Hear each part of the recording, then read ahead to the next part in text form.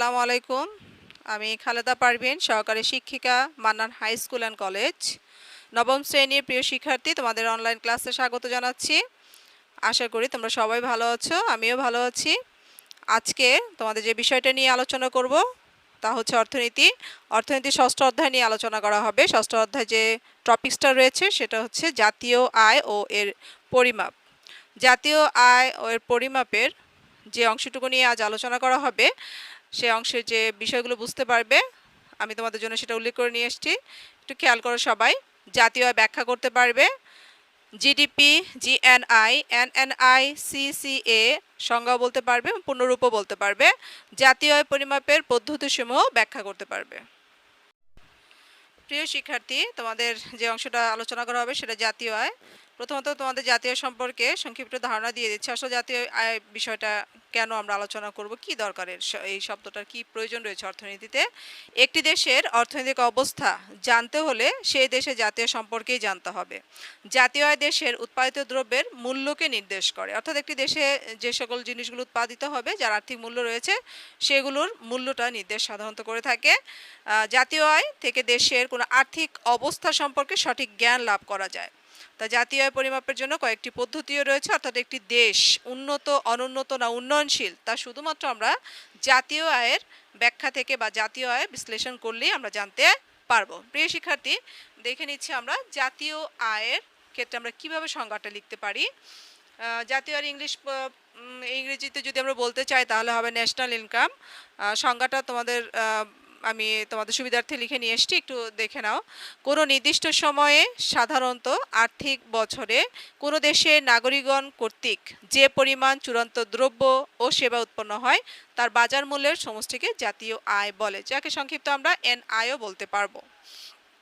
তো এখানে একটি উল্লেখযোগ্য কথা রয়েছে যে আর্থিক বছরে, অর্থাৎ আর্থিক বছর বলতে কোন সময়টাকে বোঝানো হয়েছে। আমরা সাধারণত বছরগুলোকে জানুয়ারি থেকে ডিসেম্বরের মধ্যে একটি বছর আমরা হিসাব করে থাকি, কিন্তু অর্থনীতির ক্ষেত্রে বছরটাকে শুরু করা হয় জুলাইয়ের প্রথম থেকে জুনের শেষ পর্যন্ত। এই সময়টাকে আর্থিক বছর বা অর্থনীতির যে বছরটাকে নির্দেশ করা হয় সেই সময়টাকে বোঝানো থাকে। তো প্রিয় শিক্ষার্থী, আমরা জেনে নিলাম জাতীয় আয়ের সংজ্ঞাটা কি হবে। এর মধ্যে কিন্তু একটি দেশের কথা বলা হয়েছে, যে কোনো দেশ হতে পারে। সেই দেশের যে নাগরিক রয়েছে তারা যে পরিমাণ দ্রব্য উৎপাদন করবে সে চূড়ান্ত দ্রব্য এবং সেবা, শুধু দ্রব্য না সেবাও থাকবে, এবং তার অবশ্যই বাজার মূল্য থাকতে হবে। সে বাজার মূল্যটার সমষ্টিকেই আমরা জাতীয় আয় বলবো। নিশ্চয়ই বুঝতে পেরেছ। এবার আমরা পরবর্তী যে অংশ রয়েছে সেগুলোকে লক্ষ্য করি। দেখো লেখা আছে জিডিপি, অর্থাৎ এই অংশটা দিয়ে কি বোঝানো হচ্ছে আমরা সেটা দেখে নিচ্ছি। অর্থাৎ পূর্ণরূপে যদি লিখতে চাই তাহলে কিভাবে লেখা যাবে, গ্রস ডোমেস্টিক প্রোডাক্ট। বুঝতে পারছো? আমি তোমাদের জন্য আবার রিপিট করছি, গ্রস ডোমেস্টিক প্রোডাক্ট। এটার বাংলা হচ্ছে মোট দেশজ উৎপাদন বা মোট দেশীয় উৎপাদন বললেও সঠিক হবে। তো দেখে নিচ্ছি তোমাদের বইয়ে, পাঠ্য বইয়ে এর সংজ্ঞা দেওয়া আছে। পাঠ্য বইটি তোমাদের কাছে যদি থাকে তাহলে আমার সাথেও দেখে নিতে পারো, অথবা পরবর্তীতে তোমরা দেখে নিবে। একটি নির্দিষ্ট সময়ে সাধারণত এক বছরে একটি দেশের ভৌগোলিক সীমানার মধ্যে মোট যে পরিমাণ চূড়ান্ত দ্রব্য সেবা উৎপাদিত হয় তার বাজার দামের সমষ্টিকে মোট দেশজ উৎপাদন বলা হয়, অথবা সংক্ষেপে জিডিপি বলতে পারি। আমি তোমাদের সুবিধার্থে পাঠ্য বইটি দেখিয়ে দিচ্ছি। তোমাদের পাঠ্য বইয়ের পেজ নং 60 শিক্ষার্থীরা দেখো যে সংজ্ঞাটি আমি যা বলেছি এখান থেকে তোমাদের বইয়ের সাথে মিলিয়ে নেবে জিডিপি পর্যন্ত। অর্থাৎ আমি তোমাদের আবারও বলে দিচ্ছি, একটি নির্দিষ্ট সময় সাধারণত এক বছরে একটি দেশের ভৌগোলিক সীমানার মধ্যে মোট যে পরিমাণ চূড়ান্ত দ্রব্য সেবা উৎপাদিত হয় তার বাজার দামের সমষ্টিকে মোট দেশজ উৎপাদন বা সংক্ষেপে জিডিপি বলতে পারি। নিশ্চয় বুঝতে পেরেছো প্রিয় শিক্ষার্থী। এর পরের অংশটা আমরা চলে যাচ্ছি জিএনআই, যার পুনরূপ যদি বলতে চাই তাহলে গ্রস ন্যাশনাল ইনকাম। এইটারও যে বাংলা কি হবে সেটা বুঝতে পারছো, মোট জাতীয় আয়।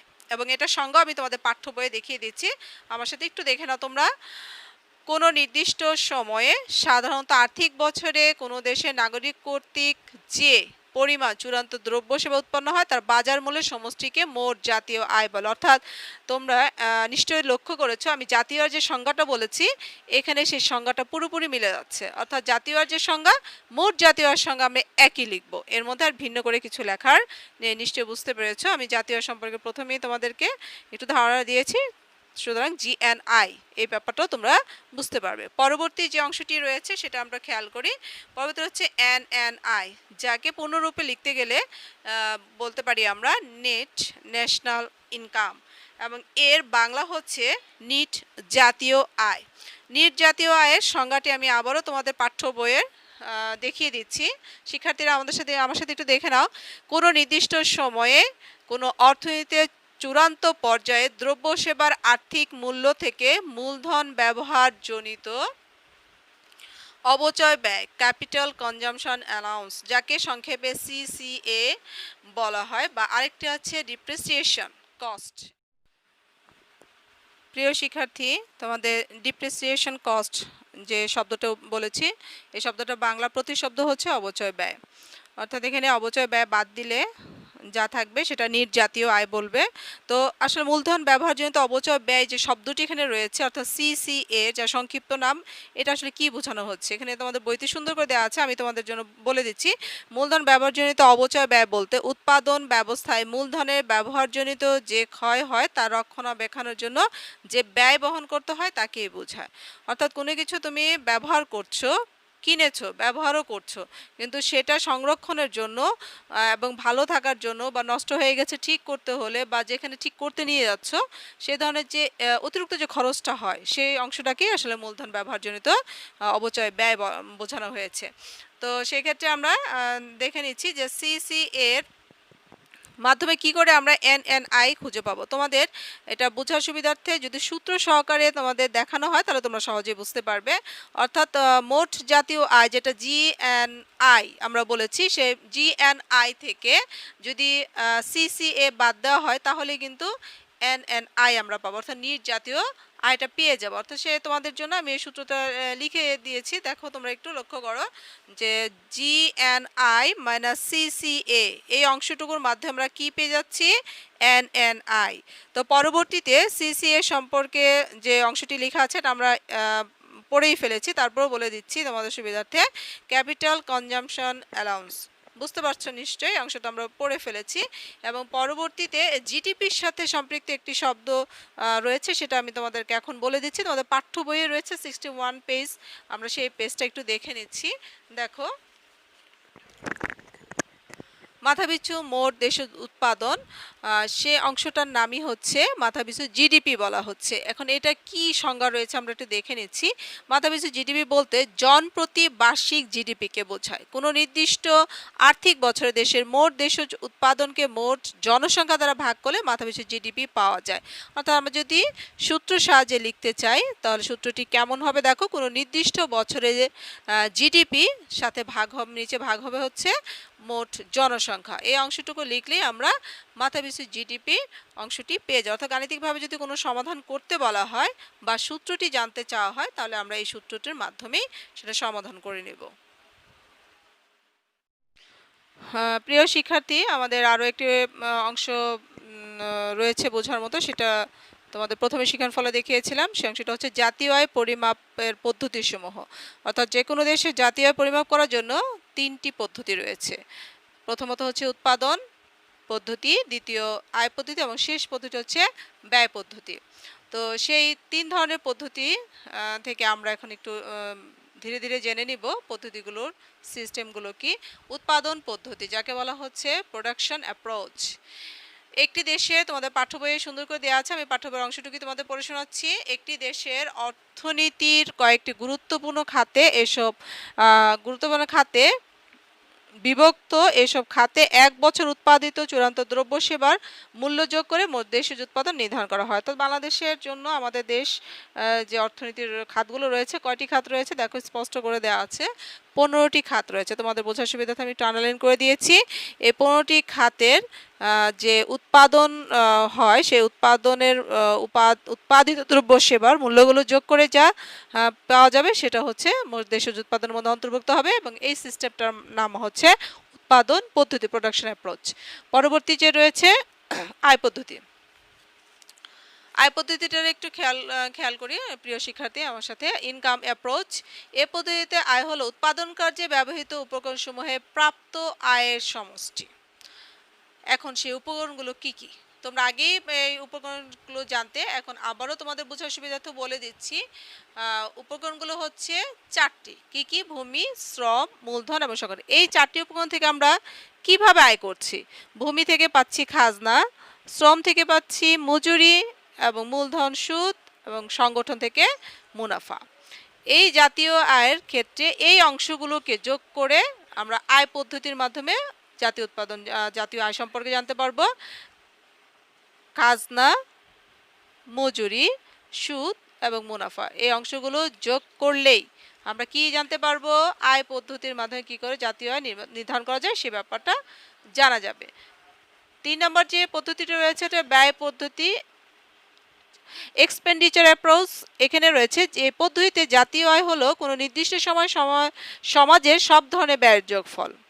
সমাজে মোট ব্যয় বলতে ব্যক্তি খাতের ভোগ ও বিনিয়োগ ব্যয় এবং সরকারি ব্যয় ও নিট রপ্তানিকে বোঝায়। অতএব ভোগ প্লাস বিনিয়োগ প্লাস হচ্ছে সরকারি ব্যয়, নিট রপ্তানি সমান হচ্ছে রপ্তানি বিয়োগ হচ্ছে আমদানি, মোট দেশজ উৎপাদন। অর্থাৎ এই অংশগুলো যোগ করে যে ফলাফলটা পাবো সেটা কি পাবো? মোট দেশজ উৎপাদন। মোট দেশজ উৎপাদনের যে অংশগুলো নির্দেশ করা হয়েছে, যেমন ধরো ভোগ, বিনিয়োগ, সরকারি ব্যয়, নিট রপ্তানি, এগুলোকে আবার সংকেতের মাধ্যমে দেখানো হয়েছে। দেখো, প্রথমত হচ্ছে পুরো একটি সূত্র, এখানেও আমরা একটা সূত্র হিসেবে দেখাতে পারি। ওয়াই সমান সমান হচ্ছে, ওয়াইটাকে কি বোঝানো হয়েছে? জাতীয় আয়। সি যোগ আই যোগ জি যোগ এক্স মাইনাস এম। এখানে কি কি সংকেতগুলো দিয়ে কি বোঝানো হয়েছে দেখো, তোমাদের জন্য দেওয়া আছে বইতেই। সি সমান সমান হচ্ছে ভোগ, আই হচ্ছে বিনিয়োগ, সি হচ্ছে ভোগ, আবারও তোমাদের জন্য বলছি, আই হচ্ছে বিনিয়োগ, জি দিয়ে সরকারি ব্যয় বোঝানো হচ্ছে এক্স মাইনাস এম। এখানে রপ্তানি বা আমদানি নির্দেশ করা হয়েছে, এই দুটো মাইনাস করলে যেটা পাবো সেটা হচ্ছে নিট রপ্তানি। অর্থাৎ এই অংশগুলো থেকে আমরা কি জানছি? ব্যয় পদ্ধতি। এই পুরো সিস্টেমটারে হচ্ছে ব্যয় পদ্ধতি, মানে এখান থেকে আমরা জাতীয় আয় পরিমাপ করতে পারবো। এটা হচ্ছে 3 নম্বর সর্বশেষ পদ্ধতি। তো উপরোক্ত 3টি পদ্ধতিতে মোট দেশজ উৎপাদন একই পরিমাণ হবে। গণনা বা হিসাবে ত্রুটি বিচ্যুতির কারণে খানিকটা পার্থক্য হতে পারে, তবে প্রকৃতপক্ষে তা একই ফলাফল বহন করবে। প্রিয় শিক্ষার্থী, আজকের জাতীয় আয় সম্পর্কে তোমাদের যে অংশটুকু আলোচনা করা হলো, আশা করি তোমরা সবাই মনোযোগ দিয়ে শুনেছো, বুঝেছো। পাঠ্য বইটি আবারও যদি তোমরা সময় করে দেখো এবং লেকচারটা ফলো করো, তাহলে অবশ্যই তোমরা যে অংশটিকে বুঝতে অসুবিধা হচ্ছে আশা করি খুব ভালো করে বুঝতে পারবে। তো শিক্ষার্থীরা, আজ এখানে আলোচনা শেষ করছি। তোমাদের সবার সুস্বাস্থ্য কামনা করছি। সবাই ভালো থাকবে, সুস্থ থাকবে, সবাই মাস্ক ব্যবহার করে বাইরে অবশ্যই যাবে। আর তোমাদের সকলের জন্য অনেক অনেক দোয়া রইল। আল্লাহ হাফেজ।